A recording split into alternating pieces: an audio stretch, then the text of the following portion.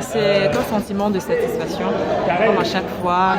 Et c'est clair qu'au fil et à mesure que les années, les éditions se présentent et il y a toujours une touche particulière.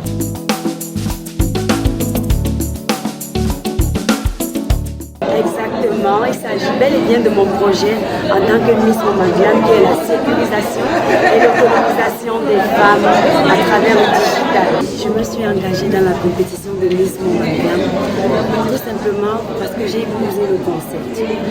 Un concept qui vise à valoriser les mamans. Je trouve ça fantastique.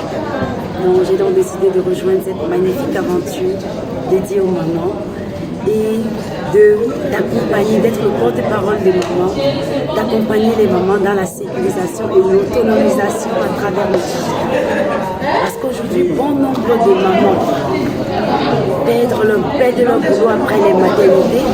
Bon nombre de mamans sont veuves et non plus, ils n'arrivent pas à gérer leur quotidien de papa et maman en même temps. Bon nombre de mamans n'arrivent pas à avoir des babysitters faute de moyens. Mais aujourd'hui, il est question pour moi de montrer aux mamans que c'est possible d'être à la maison, de se créer une communauté sur les réseaux sociaux ou toute forme de plateforme numérique et d'avoir une petite activité qu'elle peut monter à partir d'un faible revenu et pouvoir commercialiser son activité en ligne et gagner des revenus et acquérir son autonomie financière.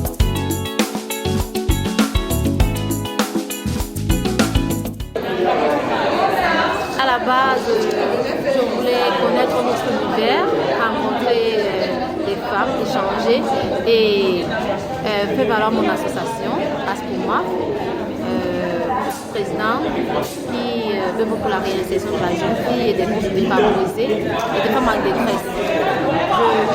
Je profitais de cette expérience pour partager les réalités et les offres d'opportunités que nous apportons dans notre centre.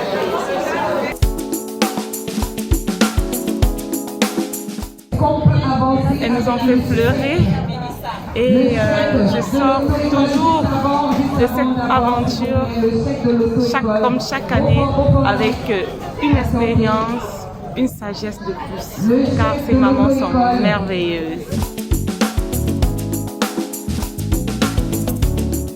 Le message que je passe derrière l'élection de la plus belle des mamans ou alors le conseil for Life Africa est que aujourd'hui les mères devraient de plus en plus occuper une place très importante dans les décisions justement qui émanent du développement de notre pays. Et vous avez pu le voir aujourd'hui, ce soir, voilà, à travers les différents passages, à travers les prises de parole, que ce sont des personnes qui en ont encore approuvé. Vous avez pu constater que la maternité n'est pas une maternité qu'après un ou plusieurs accouchements, vous devenez belle, intelligente, sexy et poursuivre ses rêves. Et que surtout, à l'ère du digital, aujourd'hui, on peut rester chez soi, veiller sur son enfant, monter un petit business et le monétiser sur le digital.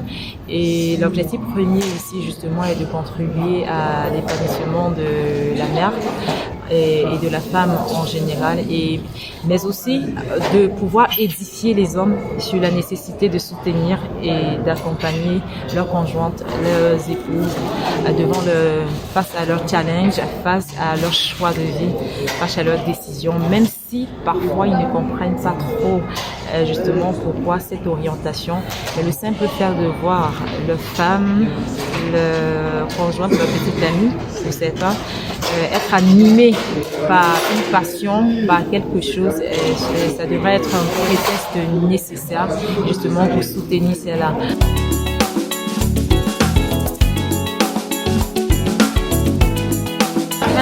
C'est un honneur pour moi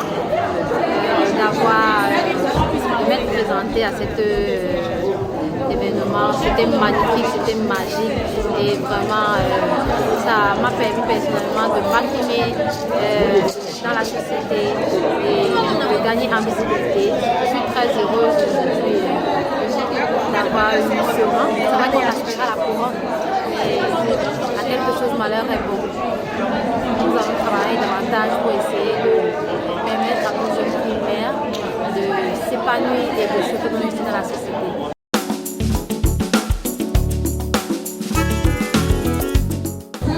magnifiques enfants. Comme toujours, à chaque fois, cette 4e édition est toujours très édifiante, beaucoup d'émotions et les mamans étaient émerveillantes comme d'habitude.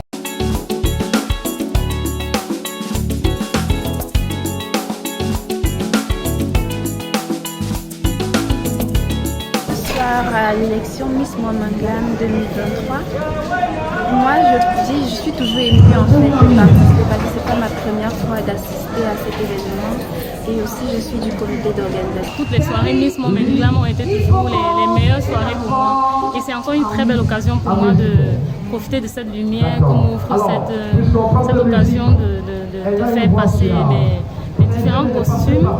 Ce soir, voilà, c'était un véritable plaisir de le faire.